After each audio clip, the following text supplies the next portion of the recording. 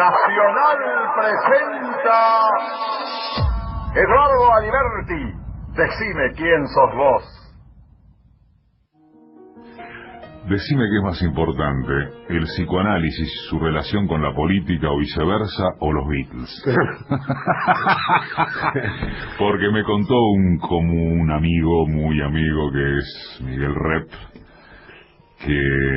que sos un fan importante, sí, un sabiondo de los Beatles. Con los años me he vuelto, creo, un aficionado importante porque no dejé desde los 12 años, en donde entré a la Casa del Disco, en la calle Callao. En aquella época se probaban los long play, uno tenía que ser un cliente porque había que poner la púa, y por lo tanto, como yo con un compañerito comprábamos rock a menudo, el señor nos dijo: miren, llegó esto, de estos melenudos, a ver si les interesa. Hablamos de los 60 y... Yo tenía 12 años, o sea que si estamos hablando del año 62, 63. Y pusimos el disco y hubo un efecto como el que se narra entre Santa Teresa y Juan de la Cruz, es decir, los dos levitamos, o sea, sentimos que algo especial, muy diferente, estaba ocurriendo. El tema era I Saw Her Standing There, la vi parada ahí en la traducción. Y bueno, ¿qué es lo que ocurre? Hay que hacer una distinción para vincular tus dos referencias, psicoanálisis y política, y los Beatles. Existía lo que denominábamos en aquel entonces cultura popular, que, como bien ya lo había pensado Adorno, desapareció con la industria de masas. Los Beatles son, vamos a decir, uno de los últimos grandes fenómenos de la cultura popular, porque fueron transformando durante 8 años, que fue el tiempo que duró, vamos a decir, el trabajo de ellos, el modo de escuchar música en todos aquellos que no procedíamos de una formación clásica, o no teníamos una referencia jazzística. Por ejemplo, yo todo eso lo incorporé gracias a los Beatles, porque los Beatles, en cada paso que daban, era una transformación tan impresionante la que se producía. Incorporaban tales sutilezas en los arreglos, en la manera en que planteaban las voces, en la manera en que recuperaban las tradiciones negras, las tradiciones clásicas del rock, y en la manera en que insertaban a la vez arreglos que remitían a fuentes musicales muy heterogéneas, que produjeron en aquel entonces como una verdadera educación popular, porque esto se escuchaba en los barrios. Así es. Esto no era un fenómeno de las élites, esto era un fenómeno en donde, a pesar de que incluso se desconocieran las letras, los temas se volvían populares. Un clásico, ya un clásico. Ojalá que una renovada costumbre como ritual del despertar dominguero.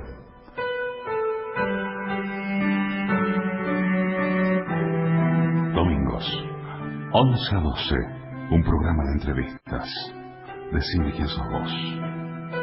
Psicoanalista, escritor y un inmenso analista político.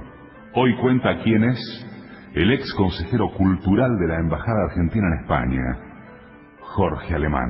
Fui al concierto de Paul McCartney en Madrid y me sorprendió ver a los niños de 12, 13 años cantar íntegras las letras, porque Paul hace un concierto de 3 horas donde el 85% de los temas son Beatles. Arrancó con A Hard Day Night, Anochecer de un día agitado, como se llamó la película en aquel entonces, que la gente veía 10 veces seguida, entraba a la sala y se quedaba toda la tarde. Y verdaderamente, sí, hay algo que se ha transmitido de tal forma que realmente muestra que es una música de culto popular, porque yo no creo en la infinitud de los géneros. Yo creo que los géneros verdaderamente llega un momento en que agotan las posibilidades combinatorias que ese mismo género ha producido. Sí. Por lo tanto, eso lo creo en el arte, lo creo en la música, lo creo en la filosofía, es decir, luego vienen principios de variación. Nosotros creíamos que las vanguardias eran el comienzo de otra cosa, en arte, y eran el final. Se puede poner en Picasso o en Duchamp. Nosotros creíamos que los Beatles eran el comienzo, y en realidad era como un cierto final. Eso no quiere decir que después las variaciones que a continuación se fueron instaurando y se fueron desplegando no sean interesantísimas, ¿no? Yo puedo decir, el final del tango fue Piazzolla y, sin embargo, aceptar perfectamente los nuevos planteos que hay. Pero el momento de la invención de una estructura, el momento de génesis de una estructura, es irrepetible, exactamente. Jorge Alemán se exilió en 1976 en España. Tenía 25 años y desde entonces reside allí. ¿Cómo es tu historia de vida hasta que te formás como psicoanalista? ¿De dónde venís? ¿De qué estructura familiar? ¿De qué barrio? ¿Con qué formación? Y obviamente, ¿por qué lo psicoanalítico, no? Bueno, qué pregunta. Bueno, ¿por qué lo psicoanalítico? Es porque yo he sentido siempre algo muy discordante conmigo mismo, es decir, no necesité del exilio para sentirme fuera de lugar. Siempre sentí que no estaba del todo incluido, siempre sentí, por cuestiones que no creo que les interese escuchar, pero siempre me he sentido, vamos a decir, siendo muy sociable y teniendo la fortuna de tener muchos amigos, a la vez siempre me sentía afuera. Y siempre me sentí muy interpelado por ese estar afuera de las cosas, ¿eh? Por fortuna, ese estar afuera no me ha llevado jamás a ningún tipo de aislamiento, todo lo contrario. Es decir, he hecho de ese estar afuera un modo de vida que trata de abrir horizontes y lugares en todos los sitios. Por ejemplo, en España, yo no era una persona preparada para irse de este país. Hace 40 años que vivo allí. Y yo conservo mi extranjería de modo... no fue ninguna voluntad. Inclusive en la narrativa y en el gracejo al hablar. Sí, nada que ver. Ni una cosa se te ha pegado en 40 años. No, y sin embargo tengo que decirte sin ninguna veleidad que probablemente sea el argentino más implicado en los asuntos de España, ¿eh? Y estoy en condiciones de discutir España en todos los foros de debate. Y además he estado muy relacionado ahora con la emergencia de una nueva fuerza política en España. Sí. Pero digamos que la extranjeridad, el hecho de que en cada día de mi vida está la perplejidad de ¿qué estoy haciendo aquí? La conservo, a pesar de tener hijos madrileños, nieto madrileño, con mi ex mujer que es madrileño. O sea que he vivido una vida en España, la vi además en toda la transformación de su decorado, como su coreografía del 76 hasta ahora fue cambiando. Pero bueno, volviendo a tu pregunta por el psicoanálisis, yo nací en el Hotel Crillon, probablemente mi padre era peronista y tenía que ver con ese hotel. Eso hace que tenga un cierto gusto por no estar en casa, que los hoteles no me resulten extraños, sino al revés. Y luego viví en distintos barrios porque la situación económica era oscilante, y le debo también a un episodio de violencia muy temprano, a los 14, 15 años en Villa Martelli. Me pidieron el escudito de fútbol que era de Boca Juniors. Bueno, un grupo de muchachos que tenía adelantado el reloj porque pegaban de una manera que no era usual en aquel entonces. Yo me negué a entregar ese escudo y me dieron una gran paliza que quedé al costado de la ruta. Yo vivía en el centro. Al final un señor me recogió, me llevó, como decían en aquel entonces, ni tu vieja te va a reconocer. Cuando me vio mi vieja no me reconoció por cómo tenía la cara. Pero ese incidente, sin embargo, porque todos los muchachos vinieron, vamos a volver, vamos a vengarte, yo empecé a sentir una gran indiferencia por eso. Y me interesó mucho interrogarme sobre por qué pasaban estas cosas. O sea que fue un clic. Sí, me hizo efectivamente, esta es la paradoja que hay a veces en las biografías y en las vidas de cada uno, que algo que fue terrible, sin embargo, me mandó a las bibliotecas. O sea, empecé a preguntarme qué era lo que pasaba, cómo era que había gusto por la crueldad, por qué la violencia podía ser tan atractiva, qué era lo que se realizaba en eso del ser humano, qué había en el ser humano para que eso se produjera, cómo era la lógica de la constitución de un grupo frente a una víctima propiciatoria, en fin.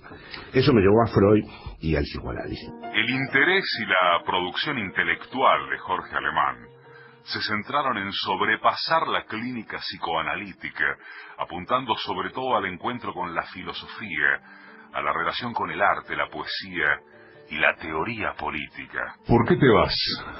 Me voy en el 76 porque había varias circunstancias. Era de la JP, era profesor ayudante en una materia que se llamaba Aspectos Psicológicos de la Organización Social. Ahí está el germen de psicoanálisis y política.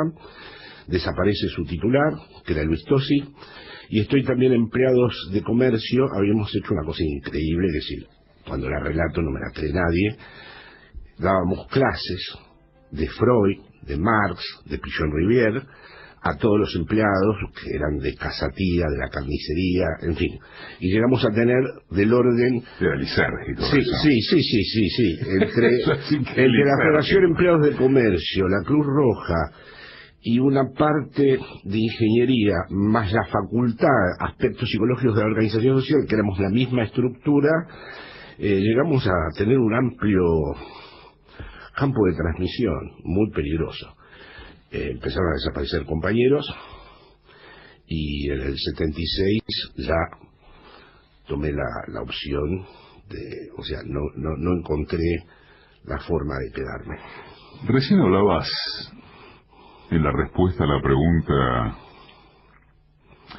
del origen de tu inquietud psicoanalítica y del episodio que viviste en la casi preadolescencia, de el interés por que el ser humano, que la violencia, que lo sistémico, si se quiere.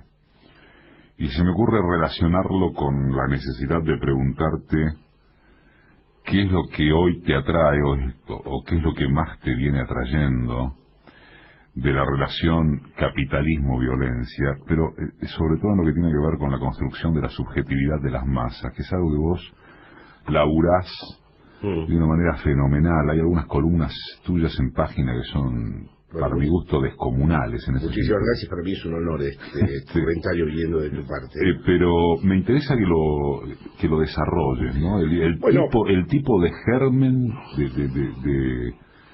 de sujeto que genera este capitalismo que conocemos. Bueno, hay una mutación del capitalismo, ¿no? Es decir, el botín de guerra del capitalismo actual es la subjetividad. Yo siempre evoco una frase de Margaret Thatcher que evocan otros estudiosos del neoliberalismo, donde ella dice... Lo del método. Sí, la economía es el método, el objetivo es el alma, o cuando ella dijo que su verdadero logro fue Tony Blair, porque le había cambiado la agenda. Pero yendo al plano más concreto, el neoliberalismo ahora sí quiere tocar, y eso ya no es el capitalismo industrial, ni el concepto de alienación de cuño marxista, donde había una parte de sí misma extrañada que uno podía a través de una praxis recuperar o a través de una toma de conciencia. No. Ahora el neoliberalismo quiere verdaderamente producir subjetividades, crear una especie de hombre nuevo, producir verdaderamente un nuevo punto de partida. Y es un tipo de subjetividad vinculada sistémicamente a la violencia. Por ejemplo, es una subjetividad que no tiene historia, que cada vez tiene menos recursos simbólicos, que cada vez tiene menos legados y menos herencias en las cuales reconocerse, y que lleva a un nuevo tipo de maldad. Nuevo tipo de maldad. Sí, a un nuevo tipo de maldad que se podría formular del siguiente modo: soy capaz de hacerme daño a mí mismo, un severo daño a mí mismo, con tal de perjudicarte. O sea que la pulsión de muerte, vamos a decir que había descrito Freud como un elemento estructural de la civilización contemporánea, ha sabido ser muy bien colonizada por el neoliberalismo. Hasta tal punto que podríamos decir que todos los dispositivos neoliberales ponen al sujeto en un orden de rendimiento que está siempre más allá de sus posibilidades. Siempre lo empuja a un lugar que va más allá de sí mismo, que viva la experiencia de su propia relación consigo mismo y con los otros en un dispositivo de rendimiento y de supuesta satisfacción, entre comillas, porque no es una satisfacción del placer, estaría, como diría Freud, más allá del principio del placer, en donde sexualidad, trabajo y deporte se amalgaman como la matriz de esta exigencia, y estas nuevas figuras, el empresario de sí mismo, el que se hace a sí mismo, el que se tiene que reinventar a través de la crisis. Bueno, por supuesto que todo esto, además, debo decir, que va acompañado de los manuales de autoayuda, de los coaches, de los managers, porque necesitan todo el tiempo reforzar este rendimiento imposible, como en realidad esa subjetividad está confrontada a unas exigencias que no puede satisfacer nunca, necesita una y otra vez reforzarse.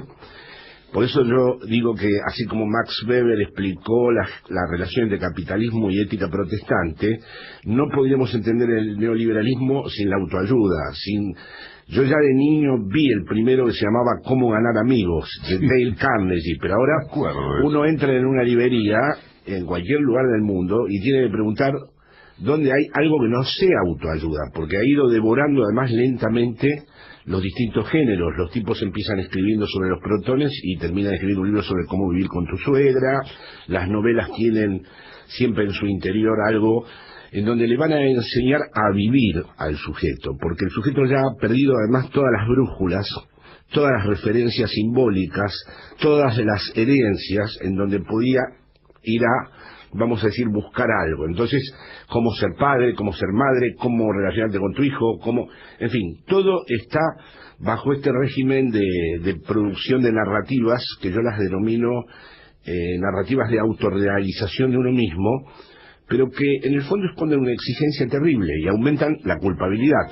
El Facebook es Decime quién sos vos, programa de radio. Es psicoanalista, es escritor, analista político. Jorge Alemán está contando quién es. ¿Tiene retorno todo eso? Perdón por lo maximalista de la pregunta, no, pero pareciera que estás describiendo casi o sin el casi una crisis civilizatoria. Sí, bueno, este es el problema, ¿no? En mis libros últimos siempre me hacen esta pregunta porque la cosa se parece a un crimen perfecto.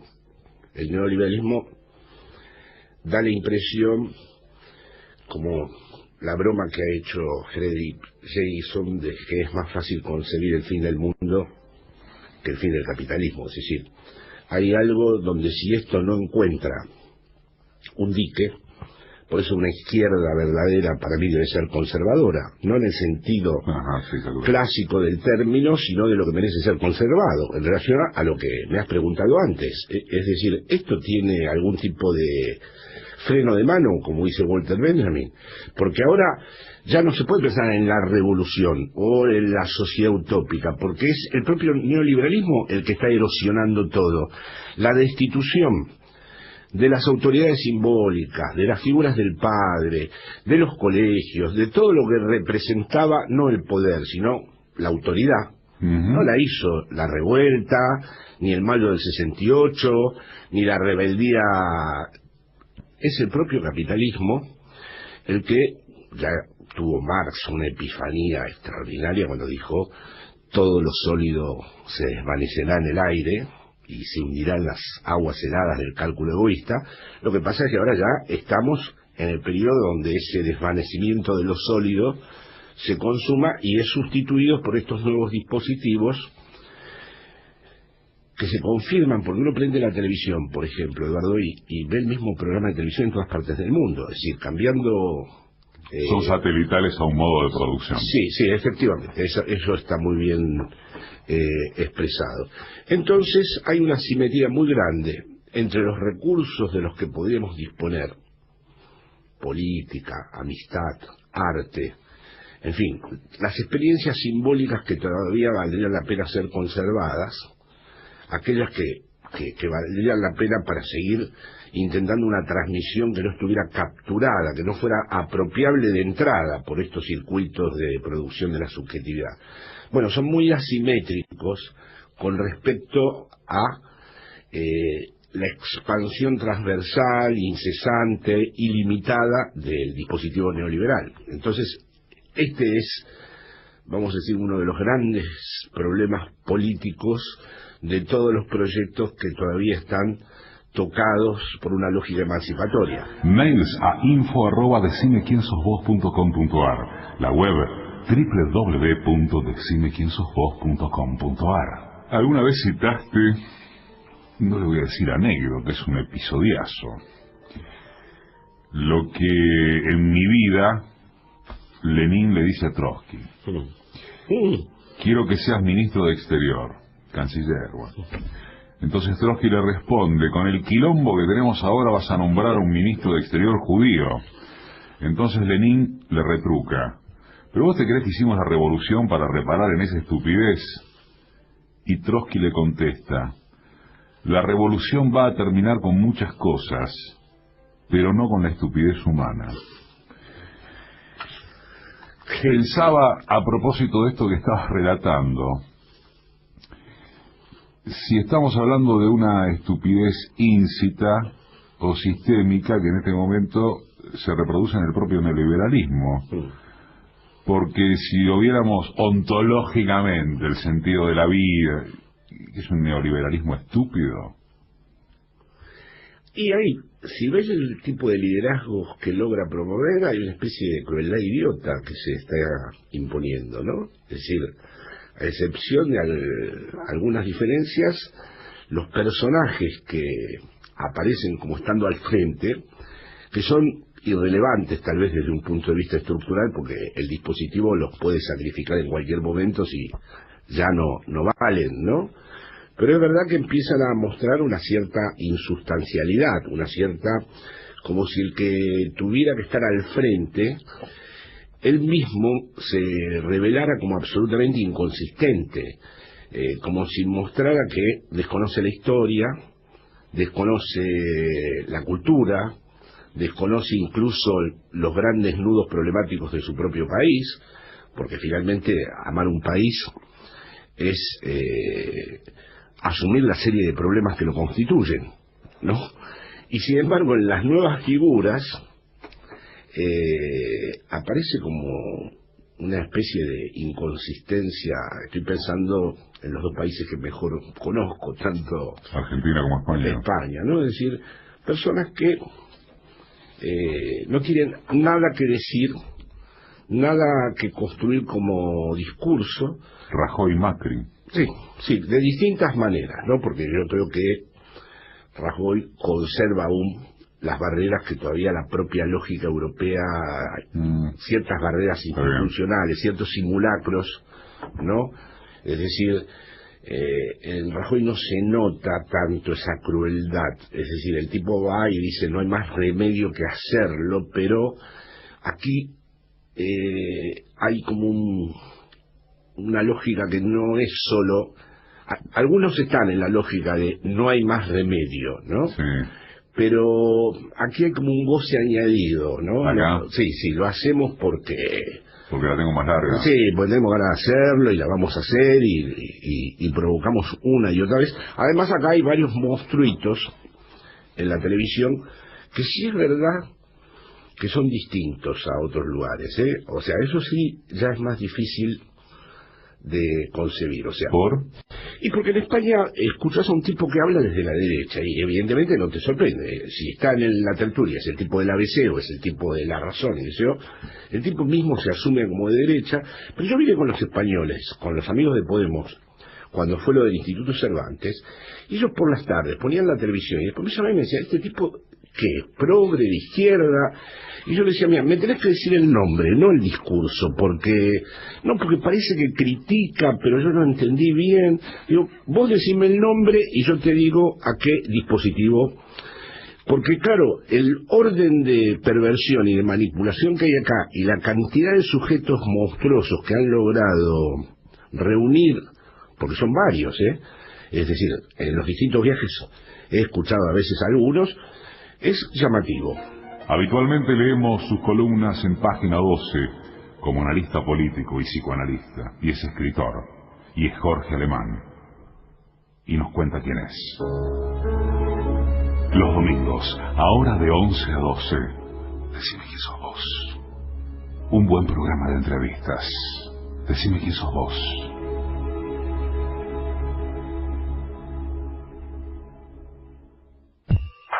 intensidad, alegría, profundidad. Juntos en Nacional. Cuando los chicos están acompañados, llegan más lejos. Por eso 700.000 chicos más ya recibieron la asignación por ayuda escolar anual. Estamos sumando millones de familias a las asignaciones para que sean más universales que nunca. Asignaciones sociales. Mejoran para que estés mejor. Más información en anses.gov.ar. Todo es posible juntos. Presidencia de la Nación. 11-6-584-0870. Tu opinión también puede tener símbolos. 11-6-584-0870. WhatsApp Nacional. 11 de la mañana, 28 minutos. Este fin de semana, el fútbol se vive en Nacional. El domingo, desde las 17, Boca Belgrano. Y a continuación, Talleres River. Todo el país en una misma sintonía. El fútbol es pasión nacional. En Twitter, @Nacional AM870. Televisión Pública Noticias. 4 ediciones diarias, donde la única protagonista es la información. Daniel López, Mariel Fitzpatrick, Román Yuch, Gustavo Sierra, Karin Cohen, Mavi Wells y un gran equipo periodístico. Televisión Pública Argentina. Un canal, todas las voces.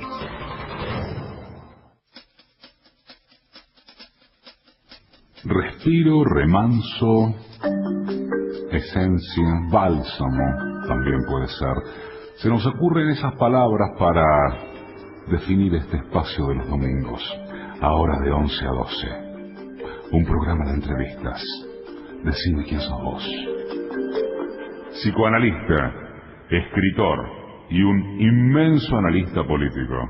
Hoy cuenta quién es Jorge Alemán. Cualquiera que sea la posible caracterización del capitalismo en su mutación neoliberal, hay un hecho que se impone: su carácter ilimitado. El capitalismo se comporta como una fuerza acéfala que se expande ilimitadamente hasta el último confín de la vida. Desde muy temprano las vidas deben pasar por la prueba de si van a ser o no aceptadas, si van a tener lugar o no en el nuevo orden simbólico del mercado. El mercado funciona como un dispositivo que se nutre de una permanente presión que impacta sobre las vidas, marcándolas con el deber de construir una existencia feliz y realizada. La creciente expansión del fenómeno de la autoayuda da testimonio de ello. Y es una construcción imposible, porque lo ilimitado de las exigencias del capital están hechas para impedir la realización plena que se demanda. Es una explotación sistemática del sentimiento de culpabilidad que formalizó Freud en El malestar en la cultura. De este modo, dice Jorge Alemán, las epidemias de depresión, el consumo adictivo de fármacos, el hedonismo depresivo de los adolescentes, las patologías de responsabilidad desmedida, el sentimiento irremediable de estar en falta, el no dar la talla, la asunción como problema personal de aquello que es un hecho estructural del sistema de dominación, no son más que las señales de que el capitalismo contemporáneo nace tal como lo confirma la cultura norteamericana, con la primacía del yo y de los distintos relatos de autorrealización formulados para sostenerla. Las exigencias de lo ilimitado del capital no van sin la propagación de la autoayuda, la inflación de la autoestima, cuyo reverso obsceno esconde la peor condena de la propia existencia. ¿Hasta dónde? Hasta el extremo de provocar en los sujetos un sentimiento de culpabilidad por el hecho de la propia finitud.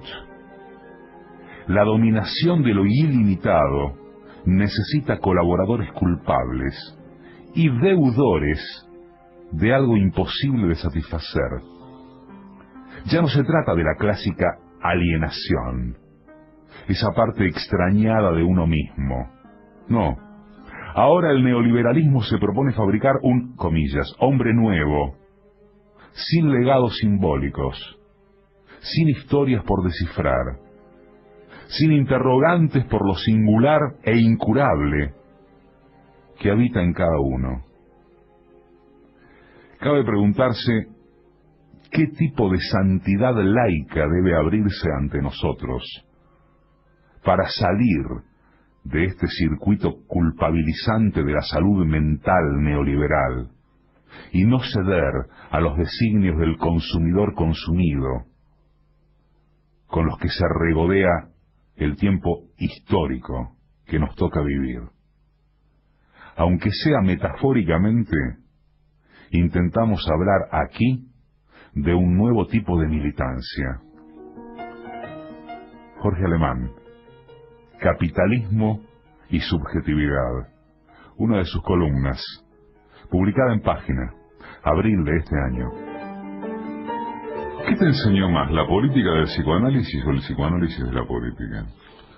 Bueno, para mí son dos cosas, a pesar de que hablo todo el tiempo de piezas que no encajan y que hay que tener prudencia con ambas, porque el chiste del asunto, la gracia del asunto es que no encajen bien las dos cosas, que entendamos todo el tiempo que una verdadera política, si no entendemos cómo está hecho el sujeto, no tiene esa conversación a la que has aludido antes entre Trotsky y Lenin, es maravillosa, porque está el espectro de Freud atrás, está diciendo, Trotsky le dice, está en Mi vida, que es un gran texto como proustiano de Trotsky, ¿no? Trotsky le dice, vale, pero nos vamos a sumar bueno, la estupidez humana no va a terminar con la revolución, ¿no?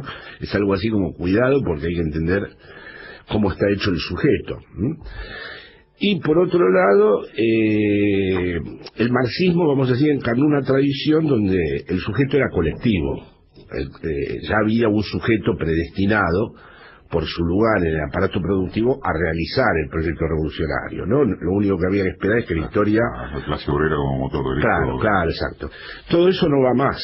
Es decir, por eso, hoy en día una lógica emancipatoria, con las pocas armas que tiene, debe estar enterada de cómo es la condición humana, cómo es, vamos a decir, la condición hablante, sexuada y mortal, que son los tres rasgos que para mí definen así a lo humano, ¿no? Yo sé que seguramente es un aprieto, más allá de tu nivel, contestar algo como lo que sigue, pero necesito un paréntesis ad hoc en algo que dijiste, respecto de algo que dijiste. ¿De qué está hecho el sujeto? Está hecho del cruce entre el cuerpo y el lenguaje. Es decir, está hecho de lo que cruza la mortalidad de su cuerpo, los orificios que en su cuerpo están vinculados a Eros y el aluvión que se le viene encima antes de haber nacido del lenguaje. Es un nudo de estas cosas. Mal hecho, ¿eh? ¿Mal hecho? Sí. ¿O sea? Fallido. Ontológicamente, me voy a permitir usar la palabra porque la has introducido antes vos, de manera pertinente. Ontológicamente mal hecho. No sabe cómo arreglársela con estas tres cosas. Con el hecho de hablar, con el hecho de morir y con el hecho de que tiene que pasar por la sexualidad. Estas tres cosas no combinan bien. Están, vamos a decir, revelan la incompletud constitutiva del ser humano. El hecho de que está siempre flojo, siempre construido. Por eso es peligroso, claro. Porque precisamente para tapar estos agujeros, en muchos casos, se asocia o se agrupa para realizar algo que momentáneamente lo libere de estar arrojado a esta condición, ¿no? Y ahí mirás, interviene todo lo que describiste del capitalismo actual. Sí, el capitalismo actual ha entendido esto. El capitalismo actual... ¿Te da la imagen de completud? Sí. fabrica todo el tiempo a través de objetos, ¿no?, que van a saciar el deseo, y inmediatamente que lo sacian vuelve a organizarse el circuito. No lo han saciado. Es como que uno toma un vaso de agua para calmar la sed y aumenta la sed. Alemán es referente de lo que se denominó la izquierda lacaniana. Durante la segunda mitad de los 70 formó parte de la avanzada del psicoanálisis de ese tipo en España y fundó grupos de psicoanálisis y la primera revista lacaniana de Madrid, Serie Psicoanalítica, así se llamó. ¿A la izquierda históricamente se le ha perdido esto? ¿Se le ha perdido esta capacidad de la derecha para los factores de poder, digamos, sí, pongamos el rótulo que queramos? ¿Se le ha perdido esa capacidad? Vos te vas a acordar mejor que yo de aquello que se decía de los soviéticos, ¿no? Le pudieron llegar a dar de comer a toda la gente más o menos igual, pero no pudieron no pudieron construir un par de zapatos que estuvieran más lindos que otros. En la izquierda histórica no quisieron. Bueno, claro, hubo un problema, ¿no?, que es está esta expresión de Marx, la satisfacción de las necesidades materiales. Vaya, si no es importante satisfacerlas, ¿no? Es la primera condición, digamos. Sin eso no tenemos nada. Pero resulta que el ser humano no es eso. Una vez resueltas las necesidades, aparecen todas estas cosas que están vinculadas a tu pregunta de qué es el sujeto, este cruce de lenguaje, cuerpo, muerte, y por lo tanto empieza a estar descontento con las necesidades, quiere otra cosa, sí, necesita de otra cosa, quiere ir más lejos de sí. No le es suficiente decir, muchachos y muchachas, hemos resuelto que nadie se muera de hambre, que todo el mundo... No, ahora... y el capitalismo, la publicidad es evidente que es el testimonio, el paradigma mejor logrado de esto, captó esto. Y por lo tanto la izquierda actual tiene la obligación de pensar que no puede ser solo en un mundo de necesidades que se piense al ser humano. O sea, es que pensaba, perdón que metí el bocadillo de lo que se debía. Pensaba, es una cosa, mirar la cantidad que se pueden introducir. Pero a mí me impresionaba mucho la última vez que, hace poco, que fui a Venezuela, a Caracas, y Chávez les había puesto a los pobladores de los cerros que rodean Caracas el cablecarril, ¿sí?, que los lleva en 14 minutos a la casa, ¿viste? Después de que vivieron toda su vida explotados y viajando hasta el cerro, y ahora quieren el celular, y ahora demandan niveles de consumo que los equiparen. Entonces uno piensa, uno que es un hijo de puta que les niega el derecho a la aspiración del consumo, o debe entender cómo eso funciona. Sí, ahí está el núcleo de la cuestión, ¿no? Fíjate que ahora que decís esto, me resulta inevitable evocar algo que si me hubieran contado en España que iba a suceder de esta manera, yo lo hubiera negado. Estuvieron meses y meses con Venezuela en la tapa de todos los periódicos. O sea, un país al que seguramente muchísimos, con todo respeto, no hubieran sabido señalar en el mapa dónde estaba, de golpe, en cuanto se instituyó una fuerza política distinta, se transformó en la metáfora del desastre y precisamente de esto, de la ausencia. Yo no quiero Venezuela para mi país, decían todos, el PSOE, el PP y Ciudadanos, los tres. Y me imagino que sabés lo que pasó acá, Cristina, esto va a Venezuela, esto va a Cuba. Sí, por supuesto. Claro. Pero en España fue todavía mucho más jodido, más increíble, porque esto lo llevó a Maduro a decir un día, bueno, que el final de campaña de España lo hagan aquí en Caracas. O sea, se transformó.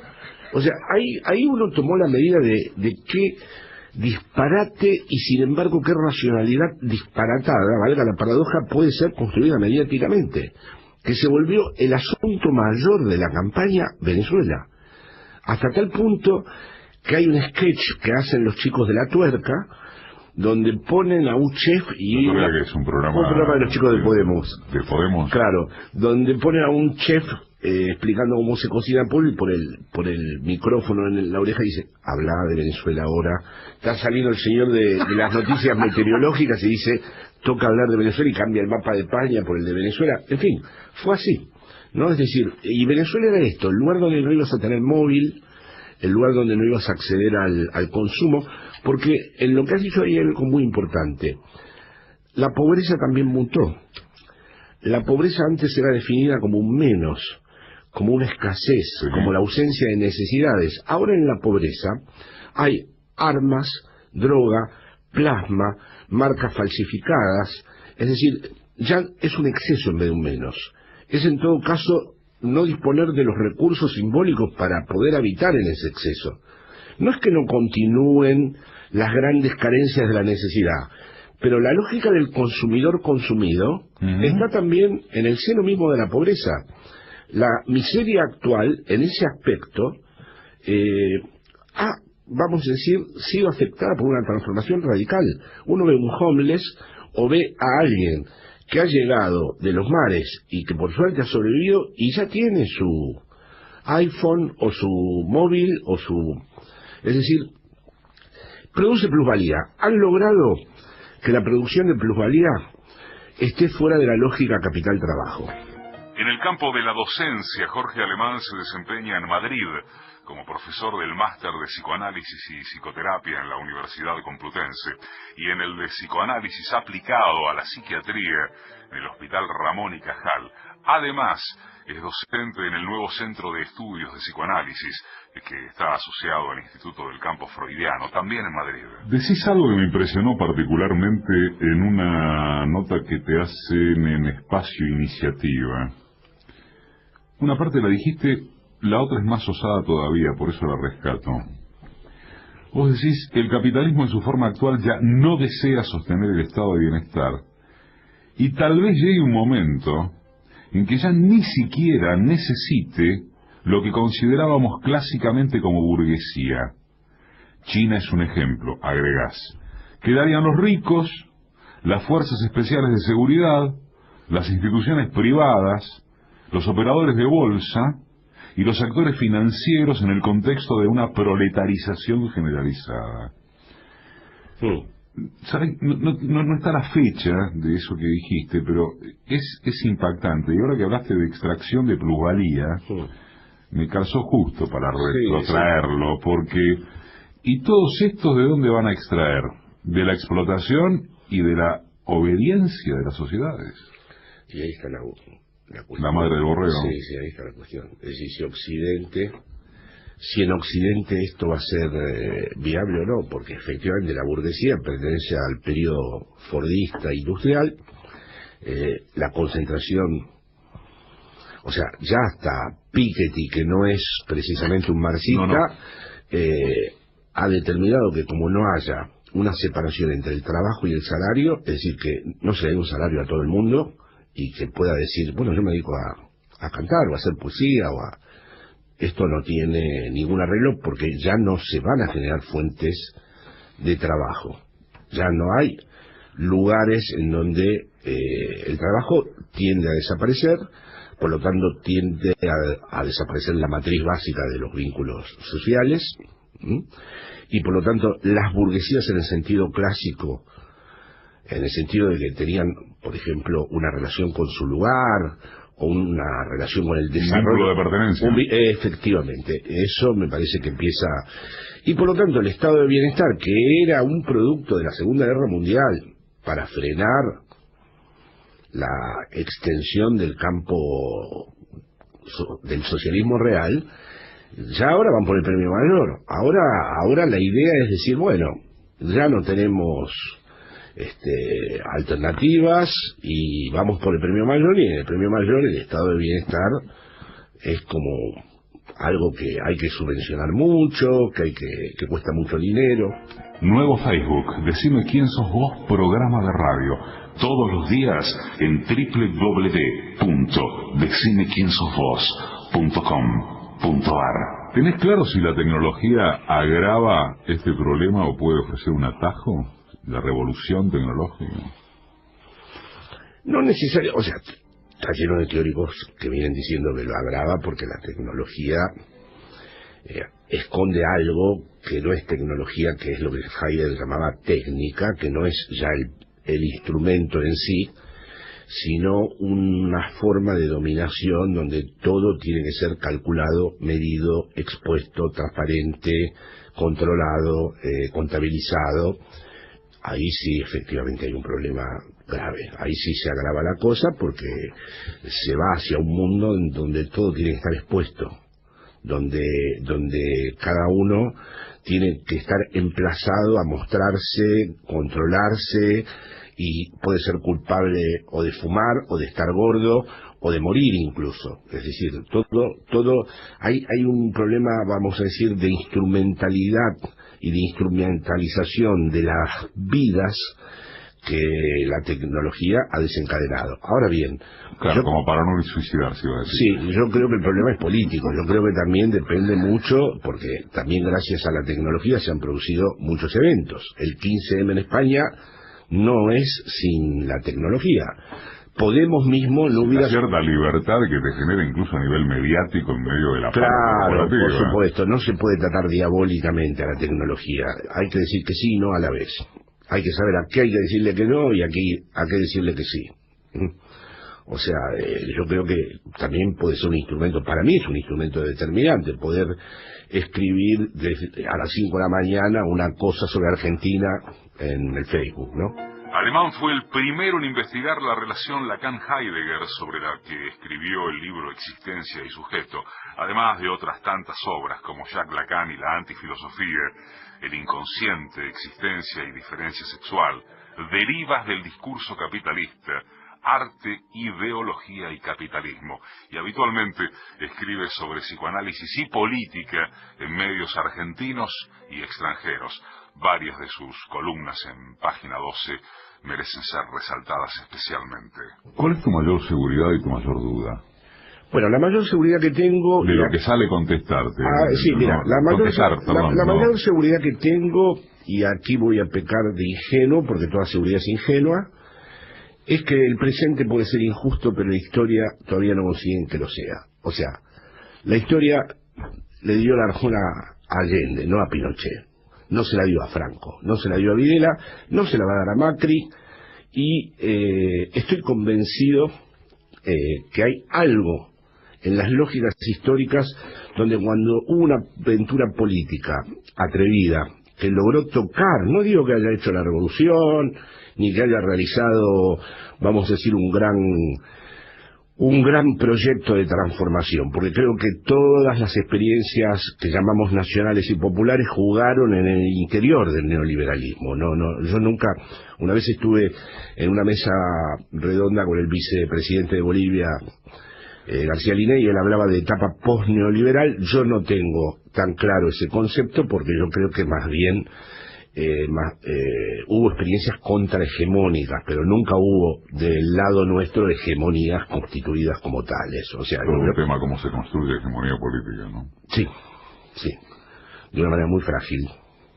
Al lado del carácter homogeneizante y del poder sin límites del capital, lo que llaman hegemonía, que los medios lo tratan como un poder terrible, en realidad, como lo mostraba muy bien mi querido amigo Ernesto Laclau, es muy frágil, es muy inestable, está construida siempre con diferencias y es contingente, o sea, no encuentra nunca una base sólida de implantación. Jorge Alemán es premio Rodolfo Walsh, es profesor honorario de la Universidad Nacional de Buenos Aires y fue condecorado por el gobierno español, entre otros galardones. Esa es la seguridad, a propósito de la historia que sigue dando vueltas. ¿Y la duda? ¿O la mayor duda? ¿O la duda que más te carcome? No, la duda... Suena... tengo una duda... sí, del oso, pero no, está muy bien. Sí, la duda que tengo es que hay un mito, vamos a decir, ilustrado, que introdujo la modernidad, la Revolución Francesa, que es que hay ciertas cosas irreversibles, que una vez conquistadas, la historia no da marcha atrás. Lo pongo en duda ya. Ahora sí, es decir, que hay una tensión enorme entre lo que dije antes, como verás, de que creo que al final la historia va a revelar lo que estuvo en juego, ¿no? Y que no le va a dar la razón a las cosas que ahora estamos viendo. Y luego, en cambio, tengo el efecto contrario. Es decir... Bueno, pero es dialéctico, ¿no? Sí, es una tensión, pero yo tengo varias de estas cosas que están puestas en tensión, ¿no? A veces pienso y digo, sí, es que tal vez la gente tiende a creer que esto ya no va a poder volver a pasar, ¿no? Esto no va a volver a ocurrir. Bueno, ¿cuál es? ¿En dónde está el lugar que garantiza que ciertas cosas no van a volver a ocurrir? Es decir, esto se me ha, en los últimos tiempos, acentuado como duda. Es decir, yo sí creí a veces que ciertos actos producían una irreversibilidad, ¿no? Y ahora, tal como vemos, es decir, uno llega, pasaron 4 meses y parece que fuera otra gente, se dicen cosas que no se decían, de golpe hay una impunidad en el uso de las palabras que de golpe ha encontrado de nuevo.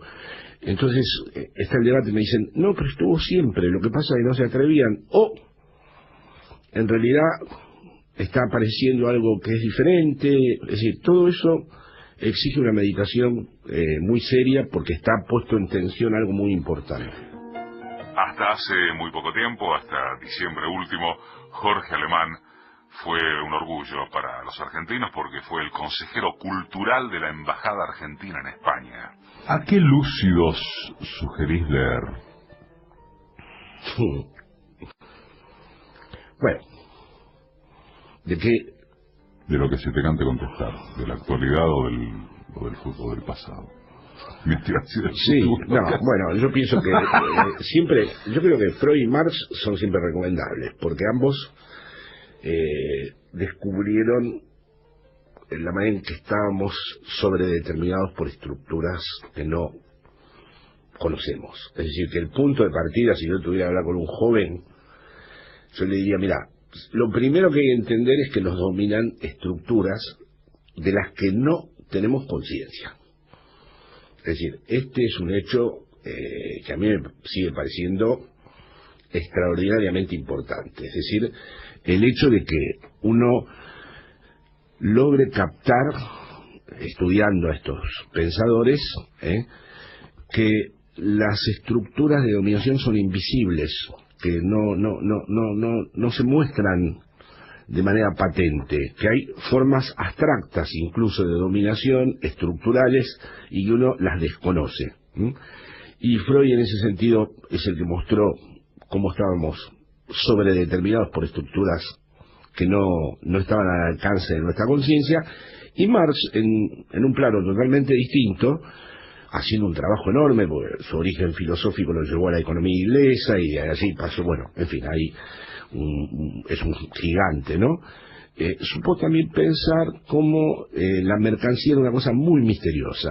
No era el objeto que teníamos delante nuestro, sino el resultado de un montón de relaciones que desconocíamos, que incluso los propios productores de esas mercancías desconocían, ¿no? Entonces, dado lo que estamos tratando, porque si yo te diría, bueno, hay que leer a Roberto Aro, hay que leer a José Hernández, o hay que leer a Sarmiento, o hay que leer a César Vallejo, bueno, en fin, eso ya es otro tema. Pero en el tenor de la conversación que estábamos te diría, y me parece que el punto de partida de Freud y Marx es ineludible para alguien que quiera decir, bueno, vale, esto no es como parece que es. Cómo se empieza a desentrañar la estructura que rige todo esto. ¿Qué tema hacerle la última pregunta a este muchacho, no? Decime quién sos vos. No, busco dentro mío y hay muchas cosas en donde me desconozco, ¿no? Es decir, que creo que nunca podría del todo decir quién soy, ¿no? Porque hay cosas donde verdaderamente, a pesar de mi edad, de la vejez, que es un naufragio que ya percibo en toda su claridad, y bueno, y de muchas cosas, siento adentro de mí que hay cosas donde no sabría muy bien qué responder. Dicho esto, creo que soy un argentino que pertenece de una manera inevitable a la generación de los 70, que lleva todas las marcas, que las ha asumido, que no las exalto, pero tampoco me quiero desconectar de eso ni separarme de eso, que fueron, digamos, elementos que trazaron y determinaron todo mi camino.